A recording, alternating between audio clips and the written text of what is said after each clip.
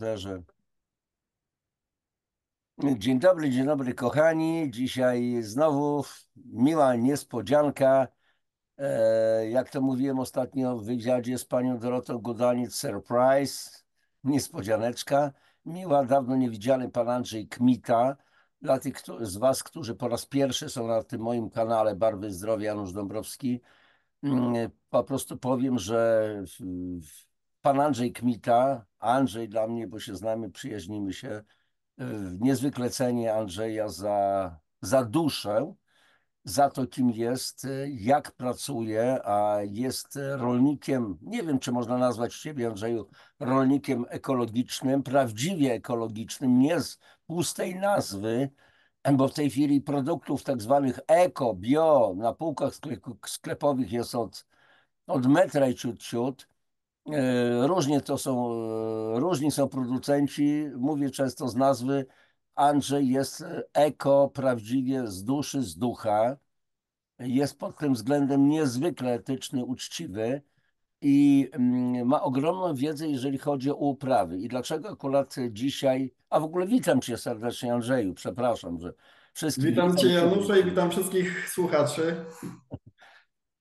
Ostatnio nakręciłem taką audycję dotyczącą niedoborów żywieniowych. Dlaczego w roślinach uprawnych, warzywach, owocach są potężne ubytki minerałów, witamin, oligoproantocyjanidyn, czyli ogólnie nazywając bioflawonoidów, tak zwanych niezbędnych składników nieodżywczych, które nie są minerałami, witaminami i tak dalej. A, przepraszam, dzisiaj jestem troszeczkę niedysponowany, bo kilka dni temu zdarłem po prostu głos, za dużo było wysokoemisyjnych przekazów z mojej strony i czasami tak mam, że po prostu osłabione gardziołko. A więc pytanie jest takie, dlaczego dzisiaj mamy niepełną wartościową żywność? Ja w tym momencie celowo używam pojęcia żywność, bo są produkty do jedzenia i jest żywność. Żywność, posiłek, pokarm, wiecie o co chodzi, ten niuans. I teraz mamy, wielu polskich rolników mówi w czasie różnych protestów, tylko polska żywność jest zdrowa i tak dalej. Inna żywność obca gdzieś tam za granicą jest skażona tym, siam, tym, owam, tym. Ja wówczas zadaję pytanie, dobrze, kochani polscy rolnicy, z najwyższym szacunkiem dla waszej pracy, czy opryskujecie na przykład kaszę gryczaną Roundupem, czy dokonujecie desykacji pól, czy opryskujecie te wasze rośliny przez szkodnikami, czyli chwastami, owadami i tak dalej, i tak dalej? Jeśli tak, to o czym my mówimy, tak? Stary stereotyp taki, truskawki, to jest dla nas, a to jest dla ludzi. Często się takie coś zbywało. Nie chodzi o to, żeby mi wrzucać wszystkich do jednego worka, ale jak w każdym zawodzie są rolnicy i rolnicy, księże i księża, nauczyciele i nauczyciele, policjanci i policjanci i tak dalej, i tak dalej. I ja jeszcze krótko tutaj naświetlam, takie robię taki support, takie wejście do rozmowy. Później oddam Andrzejowi oczywiście głos. W tej audycji, o której mówiłem, o tych niedoborach, pokazywałem tabelę, jakie są potężne ubytki tych witamin, minerałów na przestrzeni lat 1987-2002, bo takie są ostatnie tabele opublikowane. Nie oznacza to, że nie ma badań, ale te badania nie są publikowane, więc ubytki sięgają nawet 80-90% witamin, minerałów w wielu warzywach i owocach. My idziemy do sklepu, mamy kupić oczami, pięknie wyglądające. Niczego nie odkrywam, czego byście nie wiedzieli. Z wiosną mamy przepiękne truskawki gdzieś tam powiedzmy sprowadzane, kupujemy, bo pięknie wyglądają, bierzemy do ust, bezsmakowe. Pomidory skórzaste mogą leżeć 2-3 miesiące gdzieś tam na półce, prawie nie wysychają. Jabłka, które są twarde, z których można zdzierać nożem wosk, samochodowy wosk i tak dalej, i tak dalej. To są nasze problemy. A przecież my składamy się z tego, co jemy, co przyswajamy. Andrzeju, niezależnie od tego, że dzisiaj mamy monokultury, które wyczerpują glebę. Mamy jednostronne nawożenie typu NPK, czyli azot, fosfor, potas i tak dalej, i tak dalej. Przybliż temat nam wszystkim, dlaczego mamy takie problemy i jak można temu zaradzić, bo też jest pewien aspekt ekonomiczny, finansowy. Rolnicy sypią te nawozy, pestycydy i tak dalej, żeby osiągać większe plony z hektara. Czy można to robić inaczej? Już oddaję Ci, Andrzejku, głos. Dobrze, Januszu, tylko Raczej mam pytanie, postaram się czy mało się mówić, wtrącać, chociaż pewnie czasami będę. Naświetlam te wszystkie sprawy. jest taka kwestia, czy mówić bardziej jako dla producentów, czy znaczy dla działkowców, czy bardziej mówić jak dla osób, które chcą się dobrze odżywiać? Ja myślę, że połączysz jedno i drugie, Być bo może tak mogą wyjdzie. słuchać również producenci. I teraz co oni też mają zrobić, ale myślę, że wiesz co, skoncentruj się najpierw może na nas, na zjadaczach tego, tego chlebka i masełka i owocków, rzodkiewki, marchewki, gdzie ewentualnie zapatrywać się u kogo, czy działkowcy, co powinni robić, jak dbać o glebę, jak dbać o rośliny i tak dalej. Tak sądzę, że w tym kierunku pójdziemy. No wiesz, akurat w mojej okolicy nie znam osób, które uprawiają ekologicznie. Ja to, co uprawiam, to wiesz, ja żyję tylko z tych zielonych kiełków. Mhm. Także warzyw to nawet dla siebie brakuje mi czasu, żeby wyprodukować tam niewielką ilość po prostu robię, bo lubię pomidor przykładowo, tak? I tylko się na nim skupiłem już, wolę już sobie nawet później czasami gdzieś tam w Warszawie, jak jestem w sklepie ekologicznym, czy też market i kupić ekologiczną, jakieś ekologiczne warzywa. No bo to jest tak, że mamy też i ekologię. Tyle tylko, że ekologia to jest wielka różnica. Mhm. Przykładowo ja pierwszy raz przeszedłem na ekologię w 2008 roku. Kilka lat wcześniej już się uczyłem, w 2008 przyszedłem, że tak powiem 2 kwietnia ktoś tam przyjechał do mnie, że ja startuję, że ja się zgłaszam pod kontrolę ekologiczną. Po 2 miesiącach miałem już pierwsze plony. I zacząłem szukać klientów w Warszawie, sklepy. I co się okazało, co potem mi powiedzieli? Wszyscy byli zszokowani, że ja, będąc 2 miesiące po ekologii, znaczy po zgłoszeniu do ekologii, czyli to jest pierwszy sezon, tak? Czyli moja ziemia od jesieni odpoczywała od chemii. Fakt, że ja tam już część tych warzyw to już było na polu, która 4 lata już odpoczywała od chemii, tak? Ale mimo wszystko, że ja pierwszy raz przywożę i to jest dużo lepszy smak, aromat niż z gospodarstw, stałych gospodarstw ekologicznych. I na to się składa wiele rzeczy, dlatego też żywność ekologiczna, a ekologiczna jest różnicą. Ja dlaczego robię pomidory? Dla mnie to nie jest to ekonomiczne, Mhm. no bo lubię zjeść pomidora, tak, ale przeciery mógłbym sobie kupić, żeby po prostu więcej móc jakby co, odpocząć i tak dalej. Tyle tylko, że jak ja kupowałem z kilku firm przeciery pomidorowe, ekologiczne, żaden mi nie smakował. Mhm. Żaden mi nie smakował i dlatego też więcej uprawiam pomidorów niż bym potrzebował, tak? No bo czasami też muszę kogoś tam wynająć, żeby ktoś mi tam zrobił te przeciery, jak mi brakuje czasu. I dlatego też powiem tak, żywność ekologiczna wiadomo, w tych sklepach jest bardzo droga. No ja powiem tylko tak, że w 2008 roku było tak, że marża była czasami, ja sprzedawałem coś po 2-3 zł za kilogram, było 4-6 zł za kilogram. tak bardzo duża marża była. Czyli mówisz o cenie w sklepie.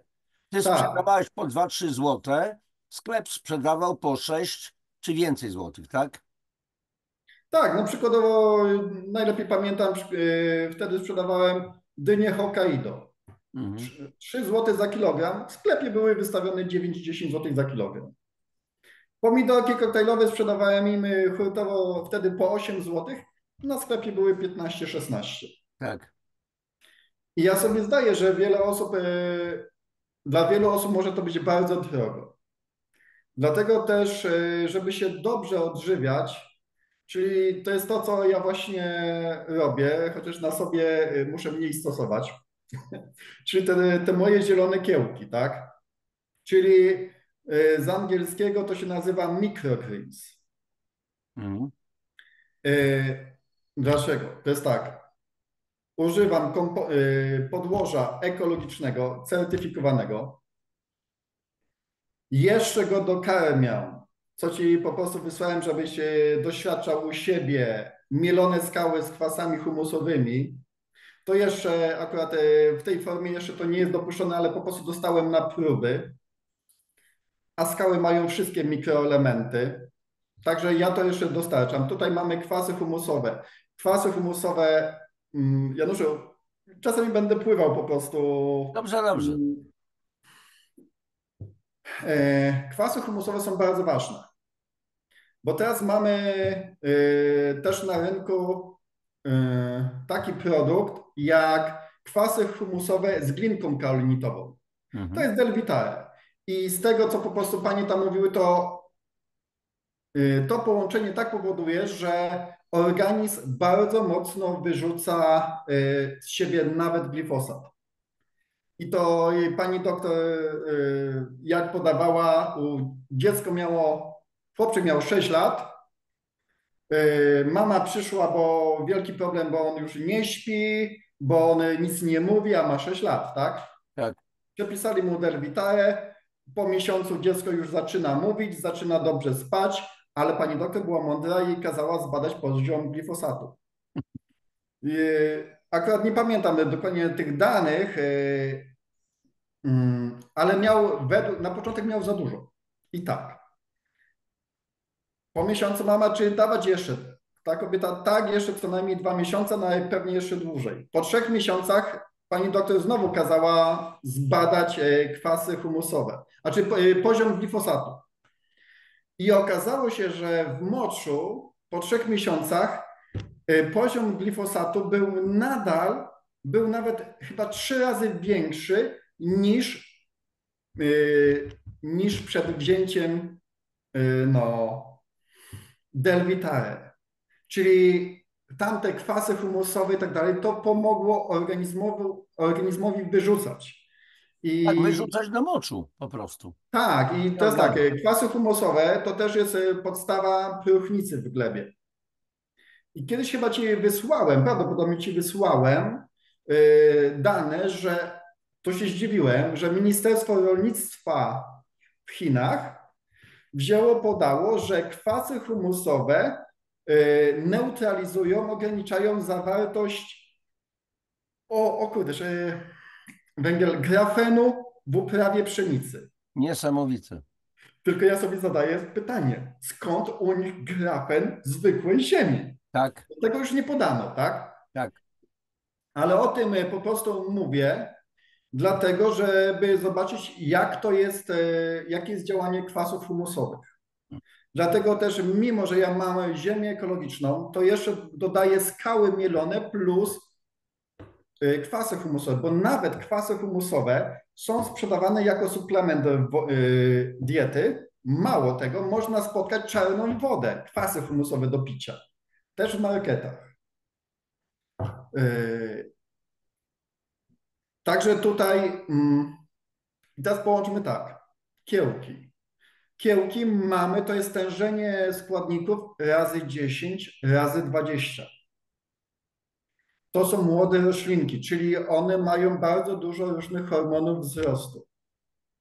I No teraz, właśnie, przepraszam, przybliż nam ideę jedzenia, spożywania kiełków.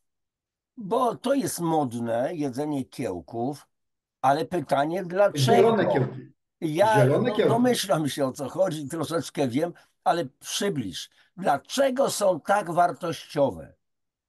Yy, To już tylko damy różnicę. Jeżeli ktoś robi tradycyjnie kiełki, rzodkiewkę, to po 3-4 dniach te listki są tak, się robią, no nie wiem, 3-4, może 5 dni, bo ja tego tak nie robię. Te listki są takie żółtawe, fioletowe. To już jest objaw, że tej roślince brakuje fosforu. No, No bo jeżeli mamy w nasionku tyle, co mamy, przelewamy wodą i co? I to praktycznie żyje na samej wodzie. Coś tam się tak, rozwija, tam dwutlenku złapie, ale już ta roślinka już jest ileś zagłodzona.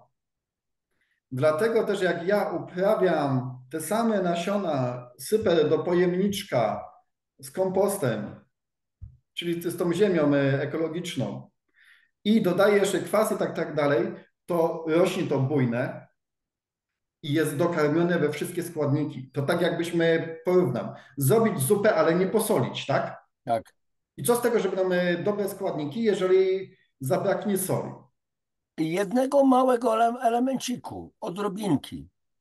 I tutaj też tak powiem, że w jakiś sposób można trochę zmienić te kiełki, gdyby człowiek przykładowo wziął 1 gram soli na litr wody, maksymalnie 2 i przelał to, tak? Bo lepiej 1 dać. Sól oczywiście nieczystą NaCl, tylko na przykład kamienną, kłodaską, jakąś inną i tak dalej. Oczywiście myślę tutaj o kłodaskiej, dlatego że kłodawa podaje, że u nich jest brak żelazo, cyjanku, potasu w ich soli. Także mamy tutaj zdrowsze, czyli to będzie smaczniejsze. Te kiełki Mhm. będą smaczniejsze, troszeczkę lepiej dokarmione. Tylko, że jak ja produkuję na kompoście, to jest, tam jest dużo fosforu, magnezu, wapna, te roślinki są dużo lepiej dokarmione. A przy okazji mamy dużo chlorofilu. Tak. I teraz to jest tak, na dzień dzisiejszy te rośliny są bardzo ubogie w składniki. Jak są bardzo ubogie, powiedzmy, kto zje na, na surowo, zaraz wyjaśnię dlaczego, na surowo przykładowo kilogram, już powiem kilogram kapusty czy kilogram kalafiora, tak? Tak. Ale 100 gram kiełków, czy to słonecznik, czy rzodkiewka, czy jarmuż, czy kapusta, no to jest bez problemu. I też chodzi właśnie tutaj o surowość. Spotkałem się kilkanaście lat temu, może 20, z takimi danymi, że jeżeli spożywamy więcej niż 51% żywności przetworzonej, to nasz układ pokarmowy, przepraszam, układ odpornościowy zaczyna zwalczać tą żywność. Powinniśmy mieć chociaż 51% surowizny. Czyli zaczynają się tutaj choroby autoimmunologiczne, tak prawdę mówiąc. Ja o tym bardzo często mówię w swoich audycjach, bo faktycznie te cząstki, tym bardziej, że niestrawione, bo mamy problem z minerałami, trzustka źle pracuje i tak dalej, a więc są problemy z trawieniem i wówczas w jelitach sam układ odpornościowy atakuje te cząstki, a później atakuje nas samych, czyli nasze własne narządy. Ale jeszcze tutaj wrócę do tego jednak pytanie. Dlaczego te kiełki są tak ważne? Co one mają w sobie takiego? No wiadomo, że one się budzą do życia, więc muszą, tak jak w jajku, z którego ma powstać kurczak, może gąska, może kaczka, musi być wszystko. Więc w tym momencie, co możesz powiedzieć o zawartości różnych składników e, żywnościowych, tych składników odżywczych w porównaniu już z całą rośliną na przykład. No powiem, to cię zaskoczę prawdopodobnie. Największą zaletą kiełków, microgreens, jest zawartość energii życiowej. O właśnie, energia życiowa, vis vitalis, tak. I tu nawet dam takie porównanie, że jeżdżąc bardzo często na Warszawę, brałem sobie kilkanaście lat temu słonecznik. Czasami wezmę, tak? Słonecznik po prostu ziarna kupuję i sobie zjadam. No, zjadałem dosyć dużo, mało widziałem efektów. I teraz powiedzmy tak, dosyć dużo to jest 100-200 gram jednego dnia zjadałem. No bo sobie jako przegryzkę sobie, Tak, tak, coś strasznie. zdrowego, tak?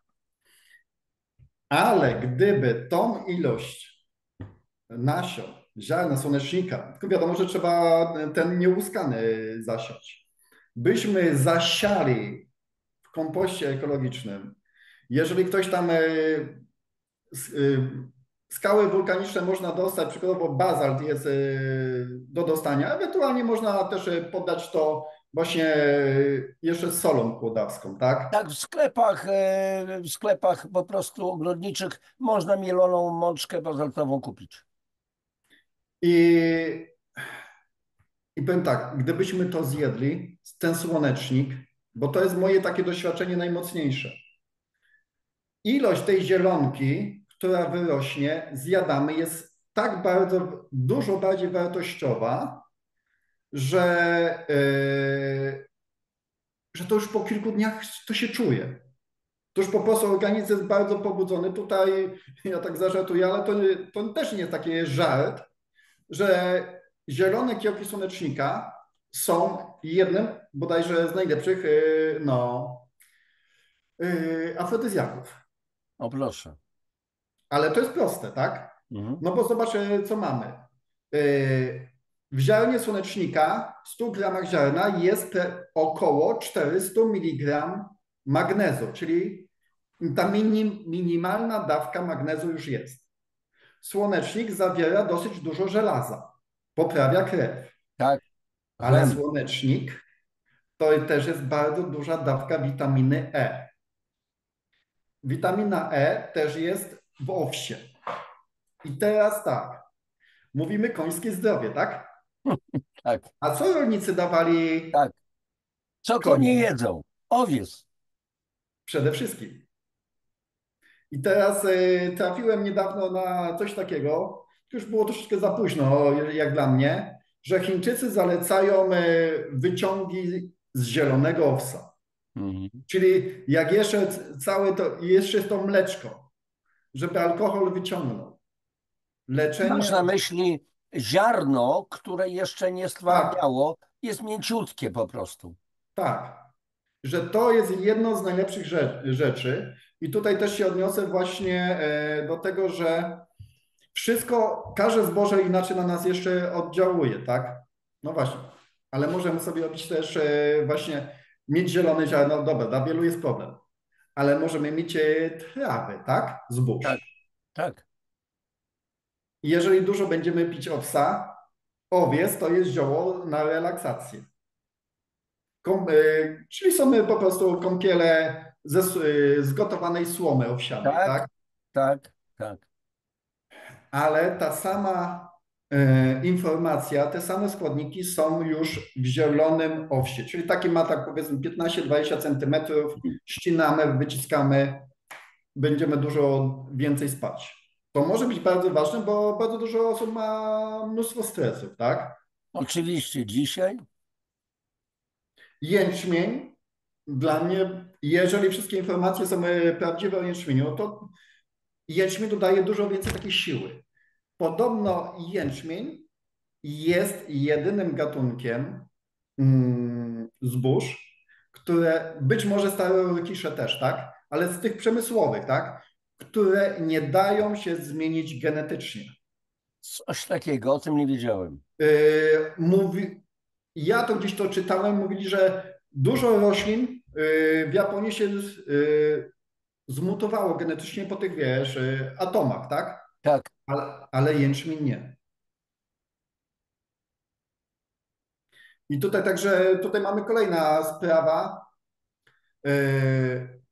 Co my chcemy? No, uprawa zbóż, tak na soczek, no to jest upierdliwe, to jest dużo, trzeba no, później wyciskać, tak dalej, i tak dalej. Ale zrobiłem kilka eksperymentów, że jak miałem po prostu trawy zbóż, dawałem ludziom, którzy byli przeziębieni. Wypijali 150 ml świeżego soku z różnych zbóż, bo to było Czyli beznadziejne, 3/4 szklanki mniej więcej. tak mniej więcej. Wieczorem wypijali, rano już byli praktycznie zdrowi. Bo raz spotkałem, już potem w internecie nie mogłem znaleźć tej strony internetowej, że chlorofil jest naturalnym środkiem dezynfekującym. I to jest I, też informacja, o której nie miałem pojęcia zielonego. I dlatego ja jestem zwolennikiem zielonych kiełków uprawianych po prostu w kompoście ekologicznym, czy tam w podłożu ekologicznym. Na te nasze dzisiejsze czasy jest to bezproblemowo, bo w każdym markecie człowiek kupi ziemię ekologiczną, certyfikowaną. Tylko że jeszcze ją wzbogacić, tak jak ja. Tak, To jest moja taka zajawka, ja bym nie musiał, ale ja po prostu chcę dać swoim klientom wszystko, co najlepsze, tak? tak, wejdę tu ci w słowo. Słuchajcie, kochani, otrzymałem miesiąc temu chyba, nie pamiętam, półtora, od Andrzeja przesyłkę. Przy okazji wysłał w ogóle mi tak zwane widło szpadel albo szpadlo widły. Cudowna łopata, Słucham? cudowna łopata. Cudowna łopata, naprawdę Ale rewelacyjna. jak się to wpisze, to wyskoczy w internecie, tak? Cudowna Mm. łopata. Plus, aha, cudowna łopata, okej, w porządku, na Google. I plus koncentrat właśnie takie ekolawy, litr, duża butla. Ja daję mniej więcej jedną nakrętkę no, na 10 litrów wody na konewkę. Mam własną folię, kilkadziesiąt sztuk pomidorów, ogórki oczywiście i tak dalej. Podlewałem też nimi buraki po prostu na zagonku. No więc dzisiaj mam potężne buraki. Pomidory, jak znajomi zobaczyli, jak one wyglądają, to są po prostu łodygi jak baty dosłownie. Wysokie, pną się, już piękne owoce są jeszcze oczywiście zielone. Ogórki to samo. I tak samo ogórki w gruncie plus inne po prostu rośliny podlewam co 2 tygodnie właśnie roztworem tej ekolawy. Naprawdę jest zupełnie inaczej niż w ubiegłych latach. O nie, bo jest różnica. To taki wtręt z mojej strony. No tutaj ta ekolawa, bo to jest nazwa handlowa, tak? Jest skała, którą ktoś sobie nazwał ekolawa. No bo ma certyfikat ekologiczny, on sprzedaje ją, tą zmieloną skałę do różnych firm, a te firmy już dalej przerabiają, tak? I ja dostałem właśnie na próbę tą ekolawę. Muszę ją wziąć, bo troszeczkę zmielony też dostałem, to muszę ją wziąć do jedzenia, bo zapomniałem. I chcę po prostu pokazać, co to oznacza naturalne mikroelementy, bo ekolawa zawiera wszystkie naturalne, to znaczy skały wulkaniczne zawierają wszystkie mikroelementy. Ekolawa tym się wyróżnia, co mi producent powiedział, że ona ma specjalną siarkę, postać siarki. Ta postać siarki, którą uwielbiają bakterie glebowe, nie tylko glebowe, szczególnie azotowe. Dlatego dużo się namnaża bakterii azotowych i dlatego to dużo szybciej rośnie. Ale jest jeszcze inne oddziaływanie. Gdy weźmiemy skałę wulkaniczną w dłoń, potrzymamy, bardzo łatwo kupić na tych składach kamieni do ogrodu, tak? Bazalty. Wziąć taką skałę w dłoń, potrzymać kilka minut, albo nam się zrobi ciepła dłoń, albo jakieś mrowienia nam będą szły. Czyli tutaj mamy, jak to damy roślinie, czyli prawdopodobnie ona lepiej oddziałuje na pola elektromagnetyczne Ziemi. Mhm. I to może być po prostu też jakiś taki rezonans. Tym bardziej, że też doświadczenia mówią coś takiego, że kto pyska ekolawą, właśnie tą zmieloną z kwasami humusowymi, to po prostu przymrozek, jak jest mały, po sąsiedzku będzie szron, szkodowo na zboże, a na tym polu jeszcze nie. Te 2-3 stopnie, 4 może zmieniać różnicę. No, w tym roku niestety moje sadzonki, bo miałem przepiękne cynie pod folią, po prostu sadzonki chciałem wyprodukować. Miałem własne pomidory, paprykę, wszystko po prostu zmarzło. Sądziłem, że nie będzie aż takiego mrozu, tak? Mimo tego, że znicze paliłem i tak dalej. Andrzej później mnie ratował, przysłał własne sadzonki pomidorów i teraz już jest w takim razie trzeba wyciągać wnioski. A tak przy okazji, nie wiesz, Andrzeju, co to jest? Nie wiem, No bo czy nie od widzę teraz jeszcze. będzie to widoczne. Chyba, że się domyślasz. To tylko w małej buteleczce zrobiłem sobie roztwór tej słuchajcie, lawy do picia. Jeszcze nie wypróbowałem. Będę rozcieńczał ją z wodą, bo tak prawdę mówiąc, lubię robić na sobie różnego rodzaju doświadczenia. No więc, o, tutaj. Em, To jest i tak roztwór, ale powiedzmy, będę wypijał sobie, nie wiem, no 40-50 ml i parę kropel dosłownie. No jeżeli chodzi o ekolawę mieloną, no to ja tak czasami brałem po 4, po 5 gram na szklankę i wypijałem. Mhm. Bezpieczne. Ale tutaj nawet powiem, co znaczy skały wulkaniczne, gdzie roślina jest super dokarmiona. Najpierw, nie wiem, co jest bardziej spektakularne. Mamy malwę, ponad 3 metry wysokości na dzień dzisiejszy, a pędy boczne mają tuż koło metra. Kolejna rzecz, wysyłałem Ci kiedyś czarny bez. Tak, tak, mam tą fotkę. 40-letni stary bez, który już miał mnóstwo gałęzi już suchych od spodu, sucha gałązka nagle wypuszcza młody pęd. Albo z głównego pnia nisko wyrastają młode pędy. Po 1,5 metra przyrostu. Regeneracja potężna. Też mam taki orzech, który stoi wśród innych drzew, też ma tam około 40 lat, może trochę nawet lepiej. I co? No i to ta sama historia. On już był taki troszeczkę chorowity, też tam przysychał. Jak dostał tej ekolawy dużo, to zaczął wypuszczać bardzo dużo młodych gałązek, na których są orzechy w tej chwili. Mhm. I to też jest teraz taka moja myśl. Jeżeli ta ekolawa tak odmładza organizm, a ona jest wyjątkowa dlatego, że ja mam porównanie, bo ja czasami piłem bazalt, inne minerały i nawoziłem, nie widziałem takich efektów jak tutaj. Czyli dostarczając wszystkie składniki, bo ekolawa jeszcze zawiera pewne ilości złota i srebra, co ją być może właśnie wyjątkowo wyróżnia spośród bazaltów, diabazów. Takie coś może nam bardzo pięknie życie przedłużyć i możemy lepiej odbierać wszystkie promieniowania z Ziemi, tak? Mhm. A promieniowanie z Ziemi elektromagnetyczne jest coraz słabsze, tak? Tak.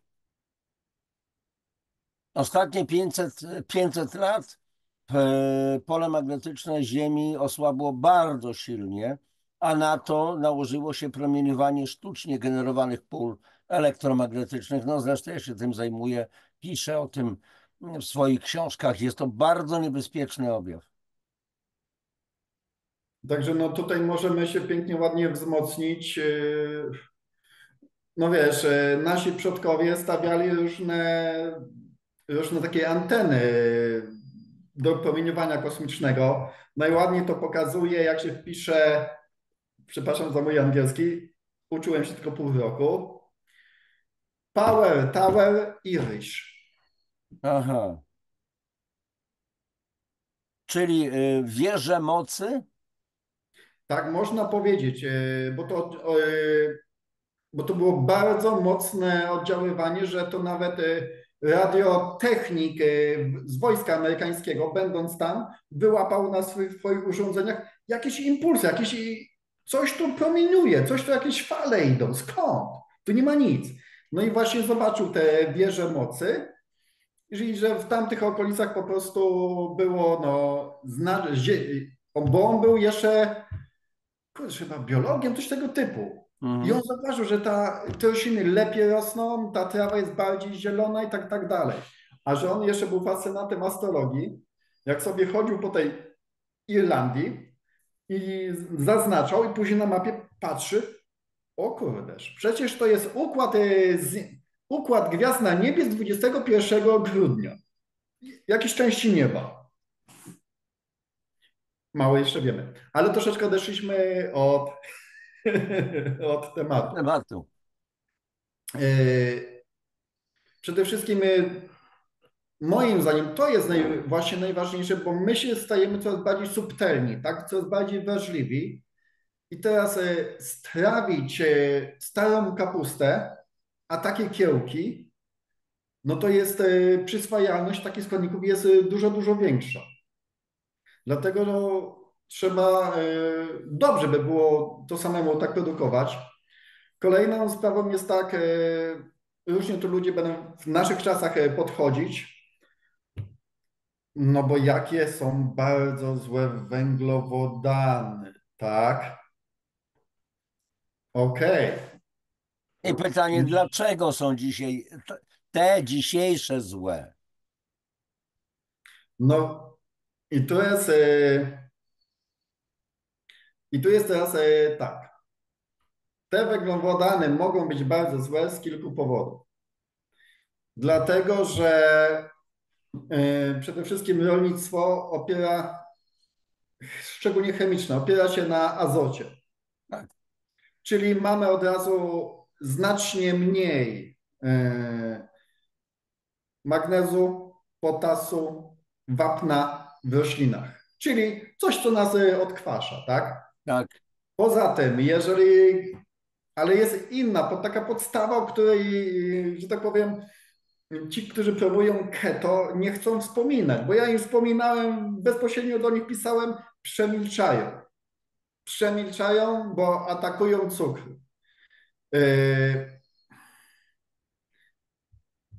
Uciekła mi ta nazwa, to jest tak. Mamy preparat dextranomer, to jest nazwa chemiczna, dextranomer. Kiedyś był posypką dla niemowlaków, żeby po prostu jak miały odparzenia, tak? Tyle, że dextranomer to jest dwuglukoza, Tak,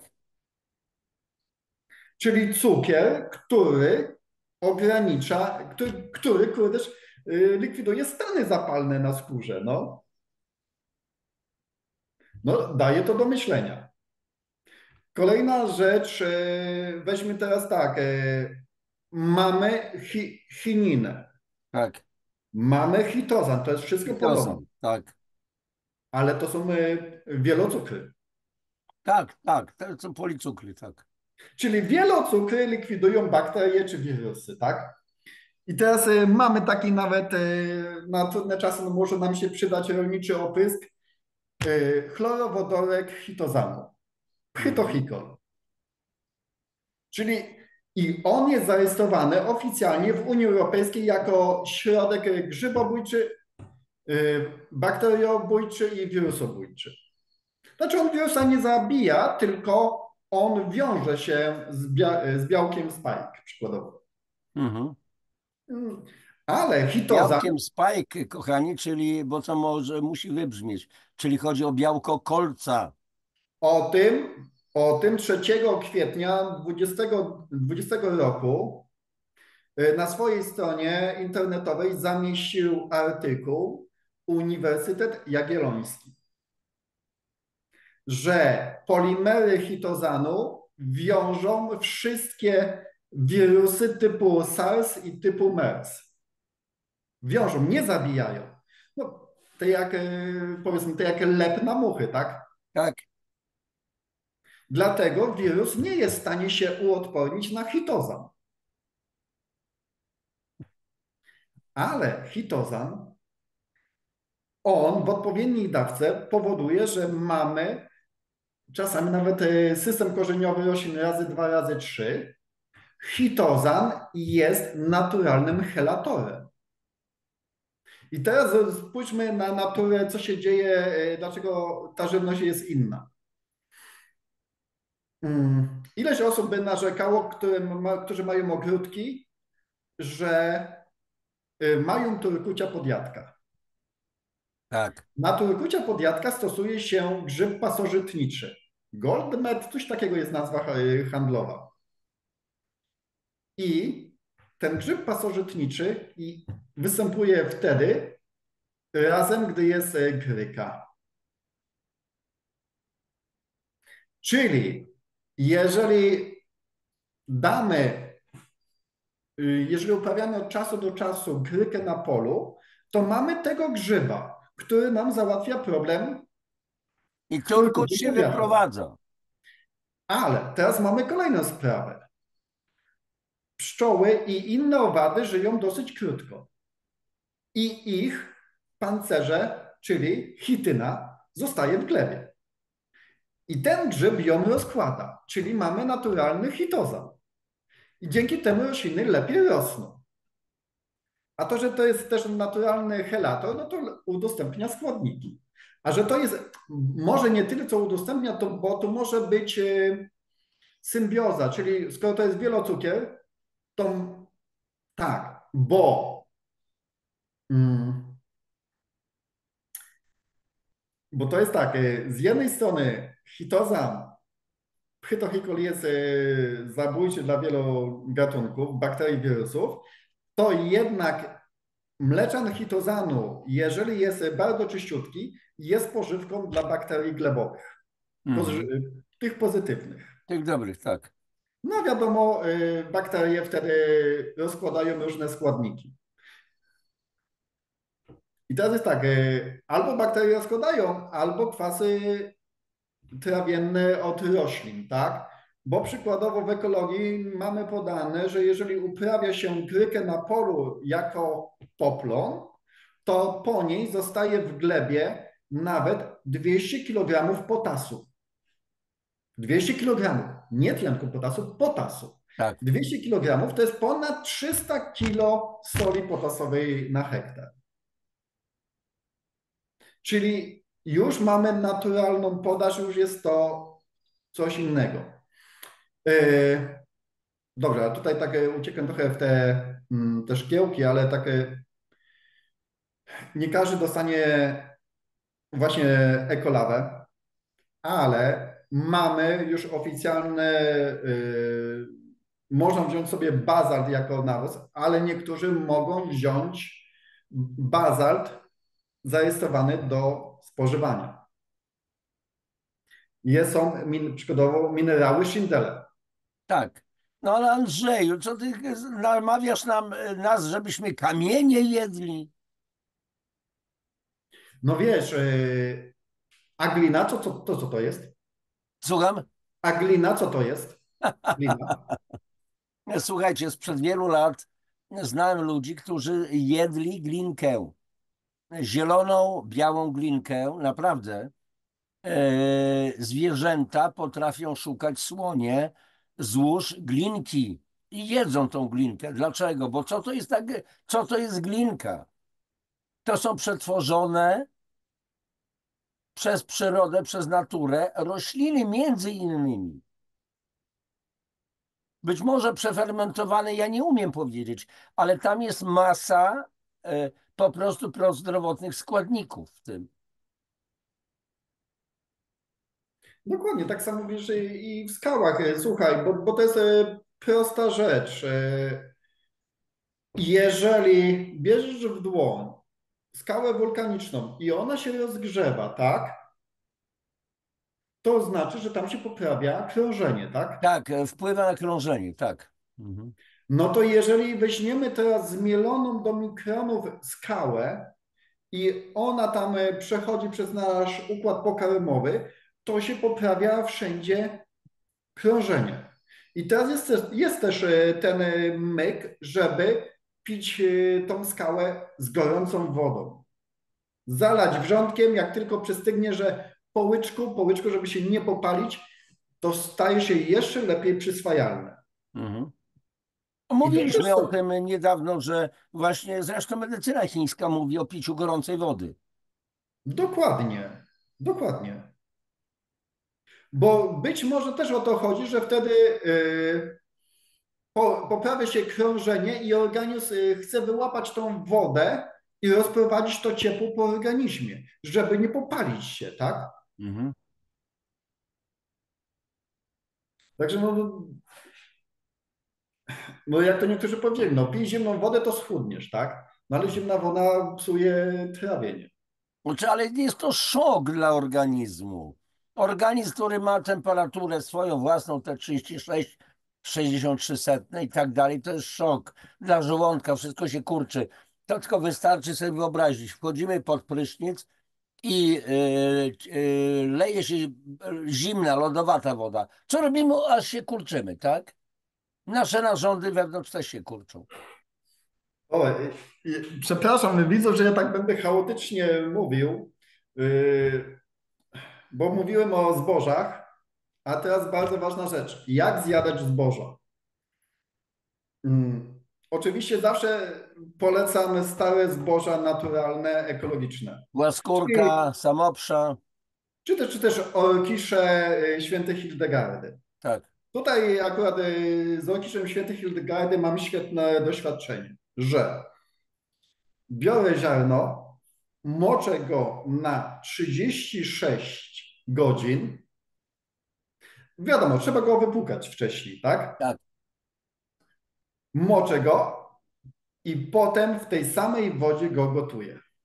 15-20 minut. I jest miękki, łatwo przyswajalny. Dlatego, że przez tyle godzin budzą się enzymy, Tak, one to przerabiają. tak.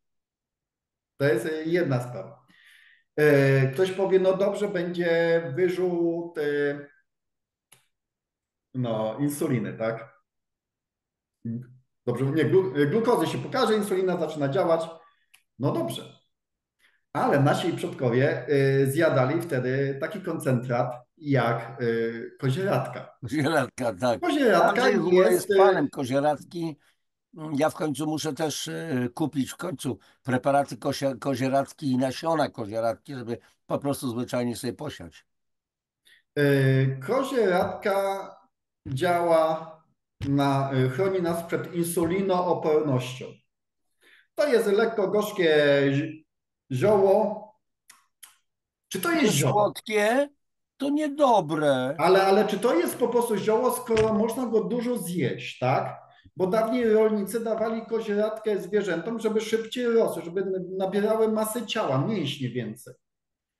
I teraz tak, zjadając kozieradkę, i są dwie teraz opcje.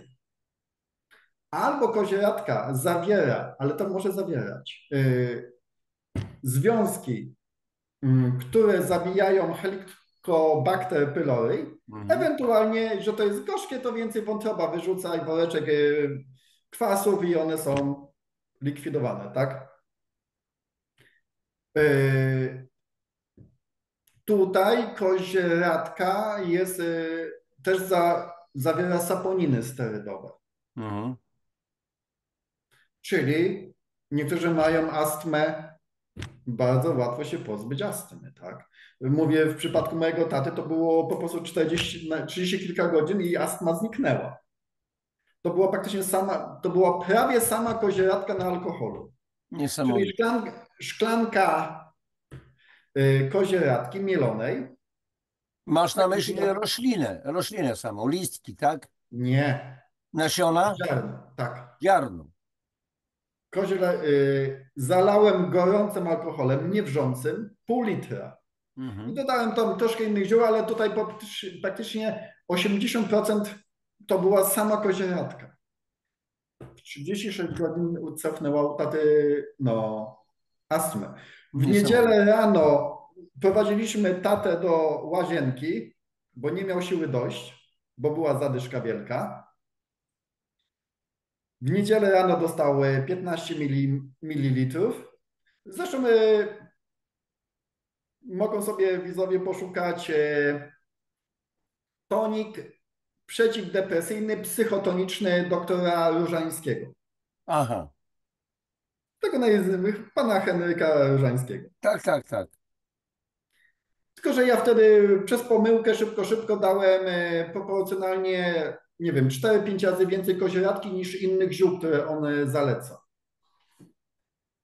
Druga dawka tej mieszanki była w południe, trzecia wieczorem, czwarta w poniedziałek rano, piąta w południe.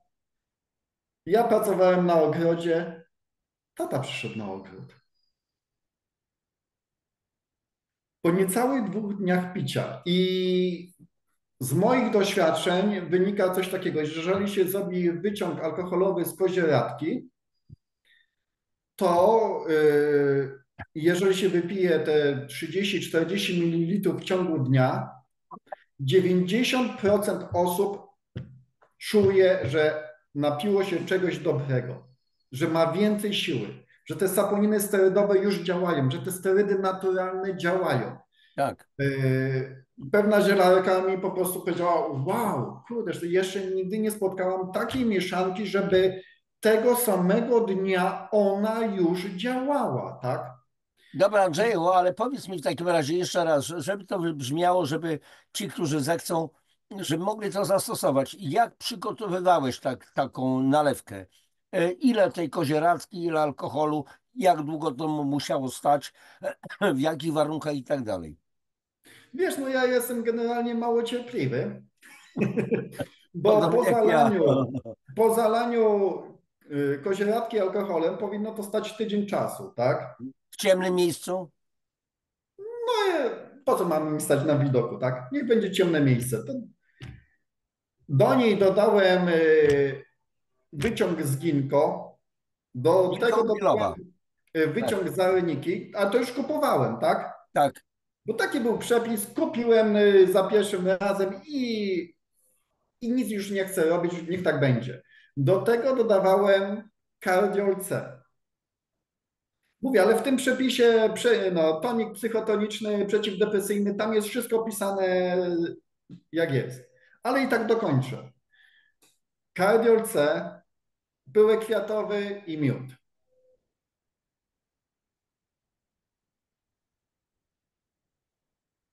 Ja notuję.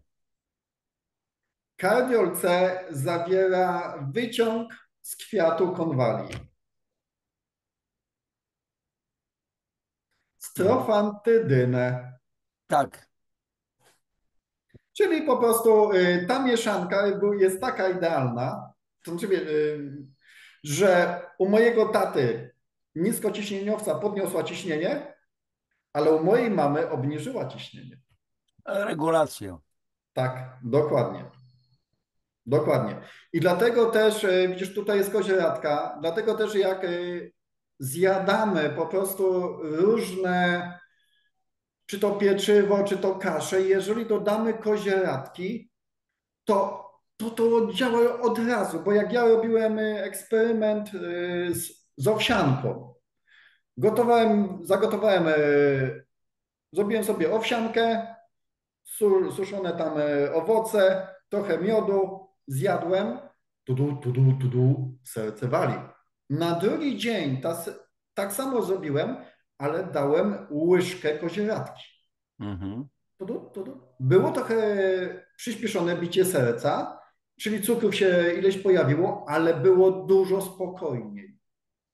Czyli to jest niesamowite zioło.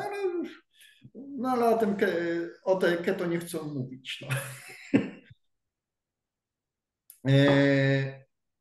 I teraz jeszcze właśnie, to jest tak. Gdy moczymy jakiekolwiek ziarno, to po 40, ja mówiłem 36 godzin, ale gdy przytrzymamy 48 godzin, to bardzo dużo enzymów, które się uruchomiły w tym ziarnie, przechodzi do wody. Zlewamy, dodajemy miodu, dodajemy soku z cytryny, pijemy. Enzymy trawienne.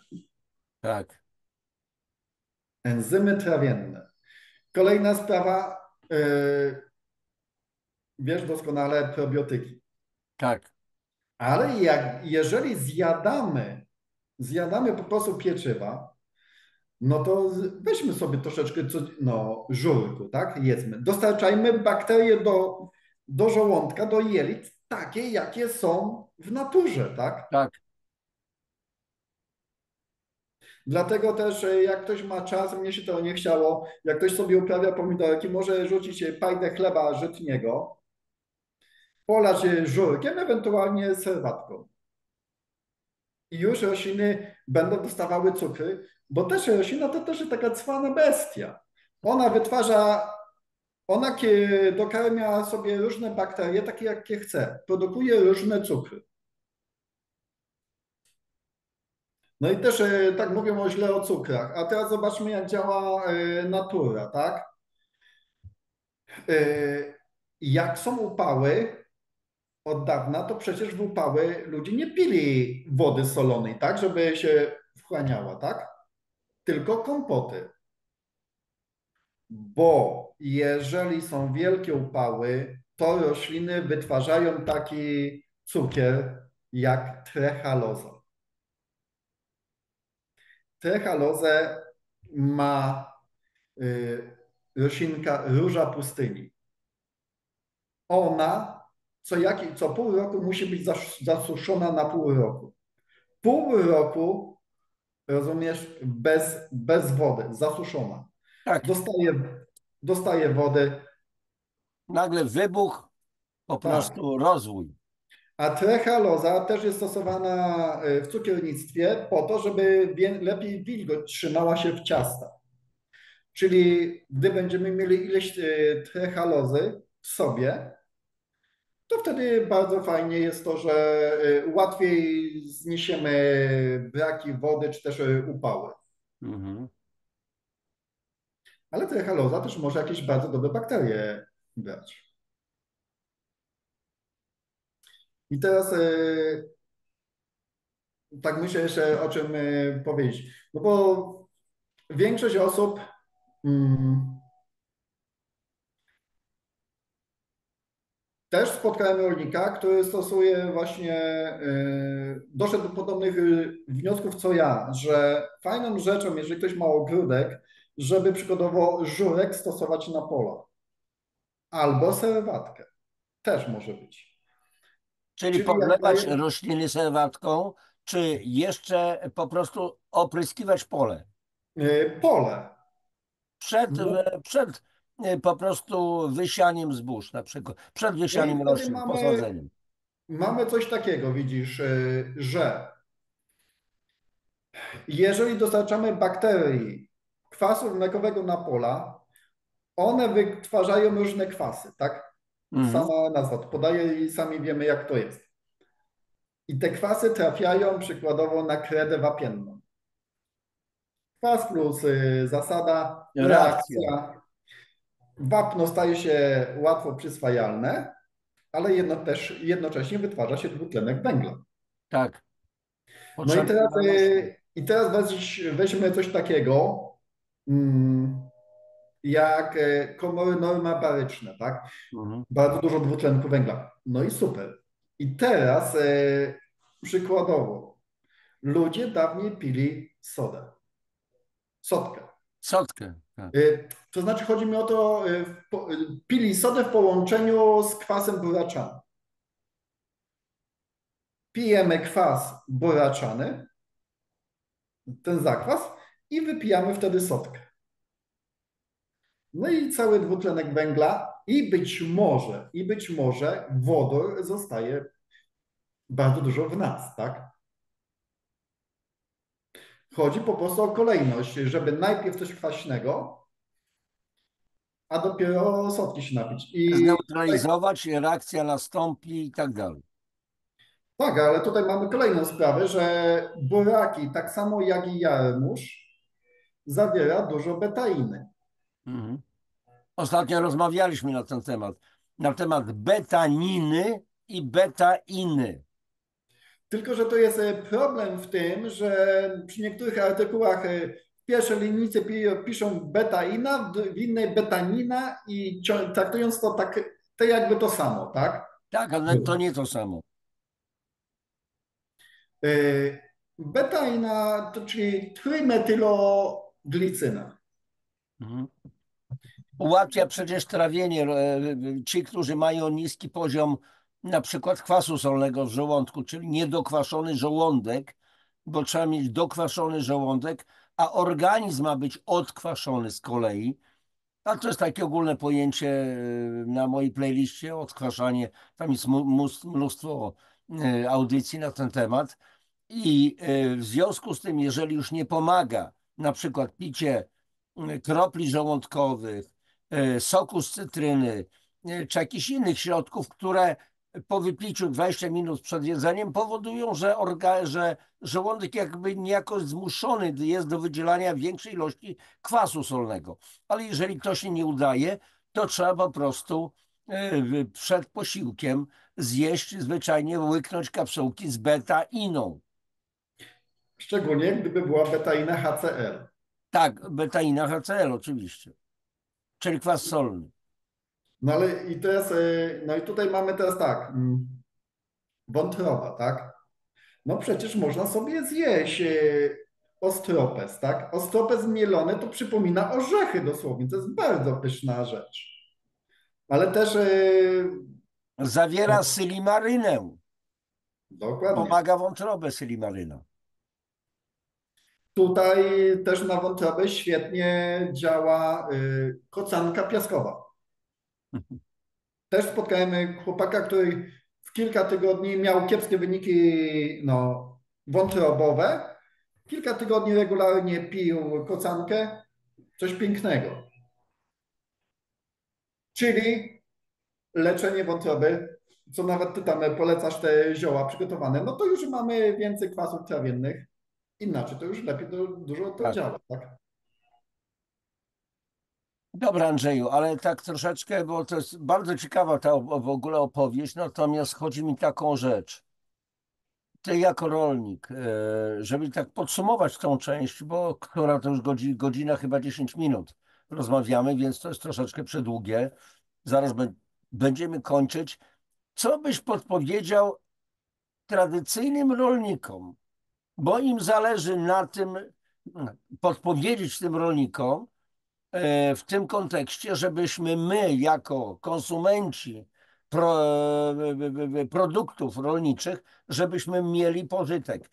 Co rolnicy musieliby zrobić, przeciętni rolnicy, żeby po prostu produkować wydajnie i wysokowartościowe rośliny?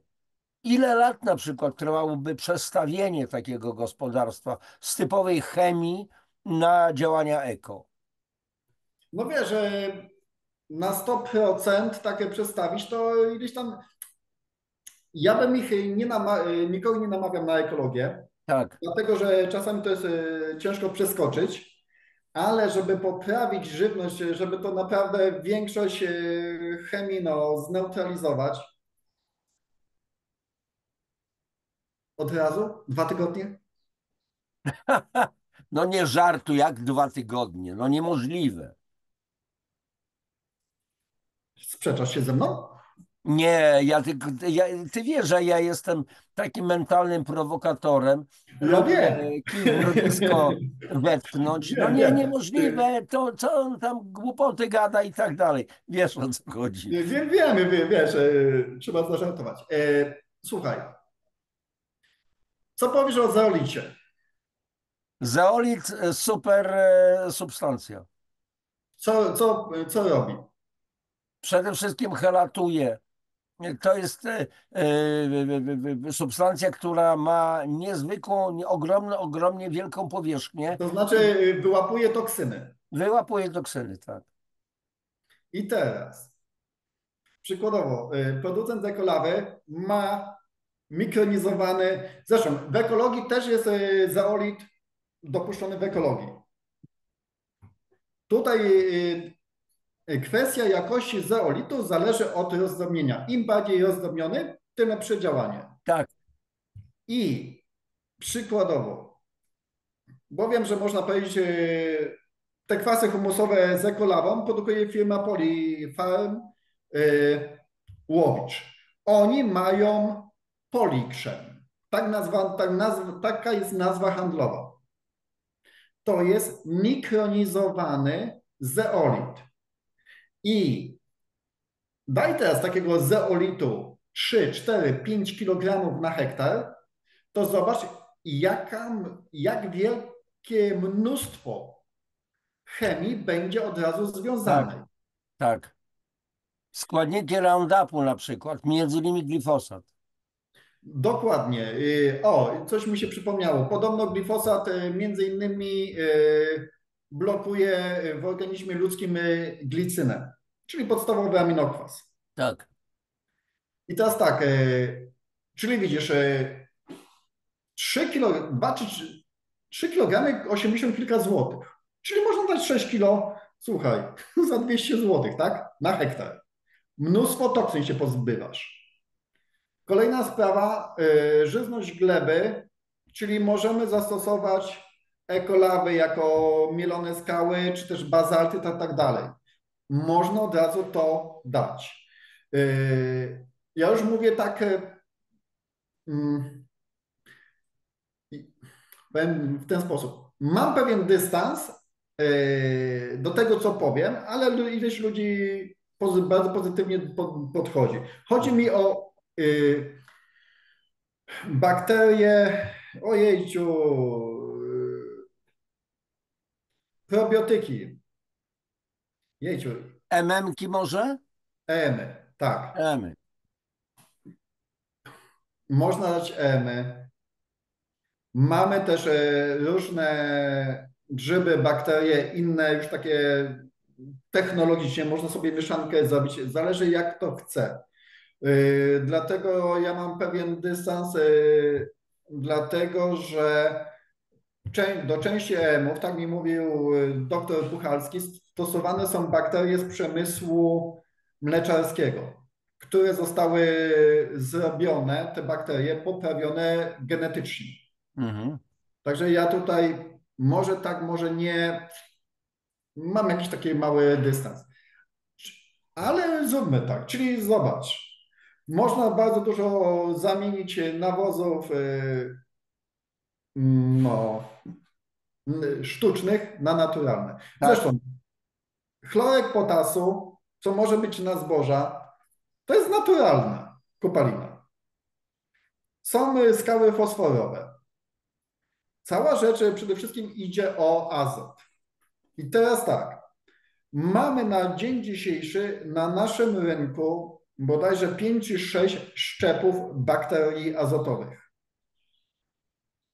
No to weźmy sobie zróbmy mieszankę, tak? tak. Niech każdy gatunek da tylko po 30 kg azotu na hektar, 6 gatunków 180 kg azotu na hektar. Ale poprawia się jakość gleby, dlatego że dzisiaj gleby są, kochani, wyjałowione. Wyjałowione to znaczy brakuje mikroorganizmów glebowych. I w tym jest też problem. No ale to jest po prostu chemia. I przede wszystkim to jest to, że chemia wybiła dżdżownicę w glebach, tak? Tak, I kolejna sprawa, brak próchnicy. A żeby się wytworzyła próchnica, potrzebne są między innymi kwasy humusowe. I teraz można, no widziałem, no fajna rzecz, zrobić węgiel drzewny i to będzie próchnica, tak dalej. Tyle tylko, że zanim ten węgiel drzewny zacznie porządnie działać, to jest bardzo dużo pracy i dużo czasu. A tutaj jasne. kwasy humusowe mają tak. Błyskawicznie. No sam widziałeś, co działa skała wulkaniczna Tak, plus kwas humusowy u ciebie, tak. tak? Yy, I zobaczmy teraz tak. Ludzi, mój kolega kiedyś wziął rutinoskorbin. Mhm. Co mu się stało? Krew mu zaczęła lecieć z nosa.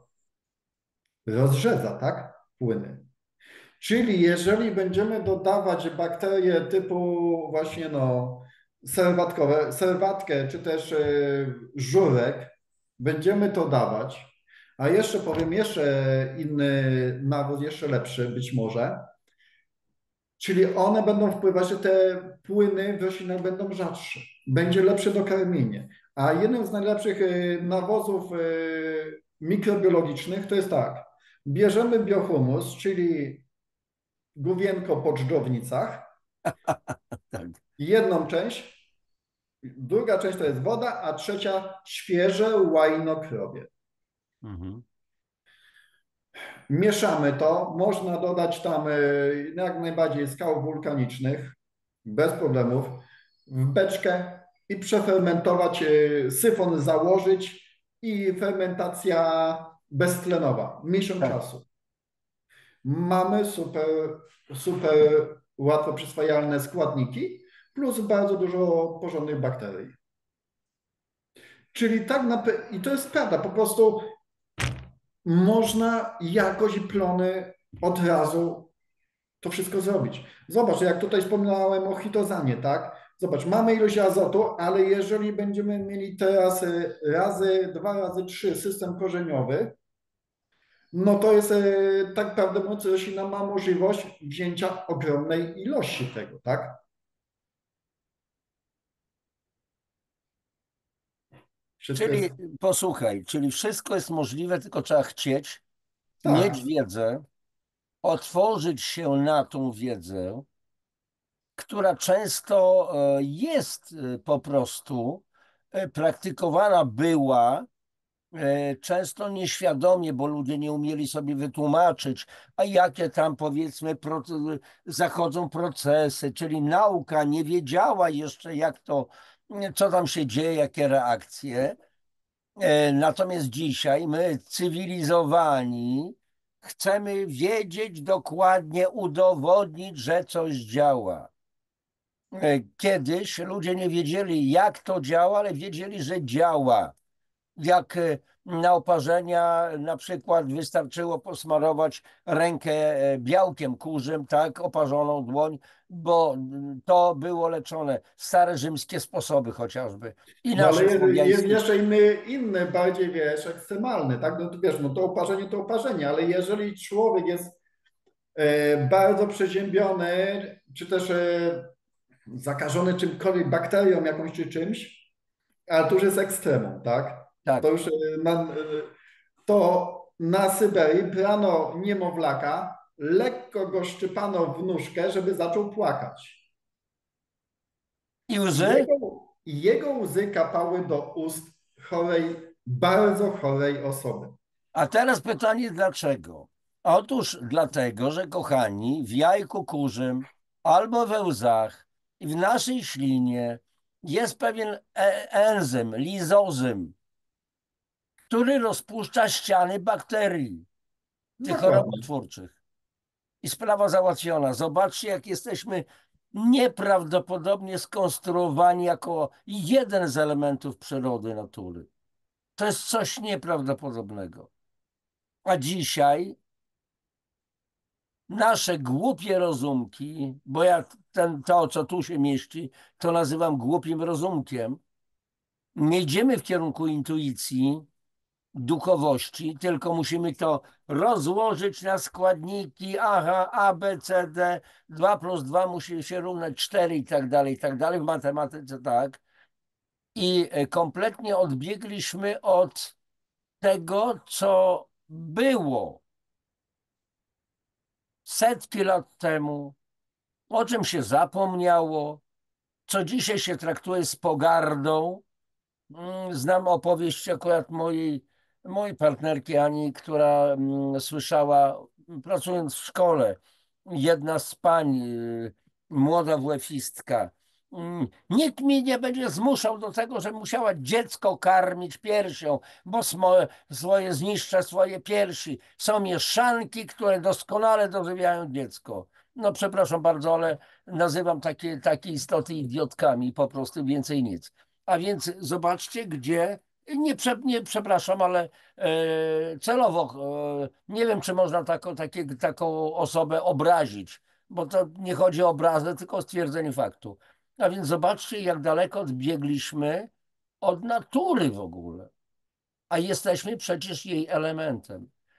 Andrzejku, będziemy kończyć, bo audycja już w tej chwili u mnie jest 11:54, a zaczęliśmy gdzieś chyba 10:40, więc już mamy ponad godzinkę. Ja myślę, że jeszcze wrócimy do tych tematów. Co miałbyś jakby na koniec takie słowo spinające? Może powiem w ten sposób o odżywianiu, bo takie jak ty mówiłeś, to mi dwie rzeczy się przypomniały. Przykładowo dużo osób stawy, tak? Czyli Mhm. bierzemy SMM plus witamina C, czyli a tu mamy kiełki rzodkiewki, tak? Mnóstwo siarki i witaminy C oficjalnie podane. Tak, Czyli jedzenie tego też może być bardzo, bardzo korzystne na to. Tutaj znowu ktoś mówi o zdrowiu, żeby organizm był młodszy, czyli mówimy o hormonie wzrostu, tak? Dlatego ileś osób stosuje to okno żywieniowe. tak. 8 na 16, czyli jemy w przeciągu 8 godzin, na przykład od godziny 11 plus 8, a później już nie jemy. 2 lub 3 posiłki. 16 godzin nie jemy. No właśnie, a te kiełki, o których mówię, one zawierają dużo naturalnych hormonów wzrostu. I często się właśnie tak przekłada, widzisz, to jest tak, że niektórzy się suplementują kreatyną, żeby być silnymi, a inni idą w betain. I dokładnie nie wiemy. I tutaj moim zdaniem brać dużo roślinek, super rzecz, hormon wzrostu.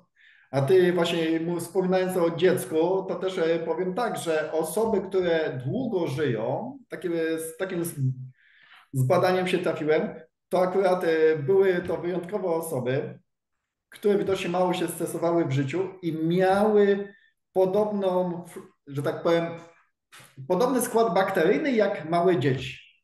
O to właśnie chodzi. Mamy na myśli Dlatego też oczywiście, Andrzej pewnie kolostrum ma na plus myśli bakterie probiotyki, obecne w kale. dlatego kolostrum plus probiotyki super rzecz by była, tak? Tak, tak, tak. To, o czym mówi doktor Hałasa, doktor nauk medycznych, pamiętam jego zdanie, że podawanie, przyjmowanie wysokiej klasy probiotyków jest bardzo fajne dla jelit, ale przyjmowanie probiotyków wysokiej klasy z kolostrum jest podwójnie fajne. Naturalne produkty. Oczywiście. No. Dobrze, będziemy kończyć na dzisiaj. Andrzeju, bardzo Ci dziękuję za tą rozmowę. To jest niesamowita wiedza, jak widzicie. Ja wiem, że mogło to tak być, że może skaczemy z tematu na temat, ale warto czasami, ja mówię, zapładniać sobie mózg jakimiś tam informacjami. Ja w ten sposób od różnych ludzi wyciągam jakieś pomysły na nowe audycje. I tutaj w trakcie tej rozmowy zapisywałem sobie różne, powiedzmy, podpowiedzi ze strony Andrzeja, bo ja dostaję jakiś termin, pojęcie, No nazwę. to Januszu, zapisz sobie jeszcze raz knorydy. Słuchajcie, ja mieszkam na Podlasiu, niedaleko, może jakieś 10-15 kilometrów od miejscowości Knorydy. I Andrzej mi ciągle przypomina, bo tam jest tak zwane cudowne źródełko z bardzo zdrową podobno wodą. Ja mówię podobno, bo tak ogólnie nazywając. Natomiast Andrzej doskonale wie, że tam jest naprawdę cudowna woda, tak zwana cudowna woda, gdzie wielu ludzi korzysta. No ja mieszkam bardzo blisko i już od chyba roku czasu o tym wiem i nie mogłem się do tej pory wybrać, więc zapisałem sobie Knorydy z 3 wykrzyknikami i będę musiał, może nie wiem, może w najbliższym czasie się udać do tej miejscowości, zobaczyć, nabrać tej wody, zobaczyć, co się tam po prostu dzieje. Andrzejku, zapisałem Ci, bardzo Ci dziękuję za tę dzisiejszą rozmowę.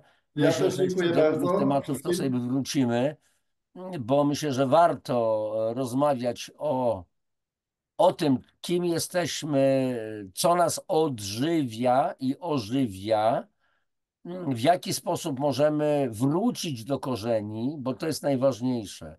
Tak jak rośliny mają korzenie, tak my ludzie to również mamy swoje korzenie. Kochani, dziękuję za Waszą również obecność, za to, że wytrzymaliście tak długo z nami. Myślę, że wielu z Was też umysły zostały, ja używam określenia, zapłodnione tak jak mnie. No i będziemy razem dalej po prostu kontynuować to nasze życie cudowne, piękne, mimo różnych stresów, mimo różnych stresorów. Nastawienie musi być pozytywne przede wszystkim. Ja ciągle powtarzam, oczekujcie wszystkiego, co najlepsze dla was. Nawet jeżeli jednego dnia jest dołek, bo życie to jest sinusoida, to drugiego dnia będziemy na górce. Także słuchajcie, kochani, wszystkiego najlepszego. Tobie, Andrzeju, jeszcze raz. Wspaniałych plonów, wspaniałego życia, zadowolenia z tej osoby, która jest dla ciebie najważniejsza. Nie będę wymieniał, ale my wiemy, o kogo chodzi. No i cóż, do następnego zobaczenia. Trzymajcie Dziękuję się, kochani. wszystkim. Wszystkiego najlepszego, Januszu. Już zamykamy, wstrzymuj nagrywanie.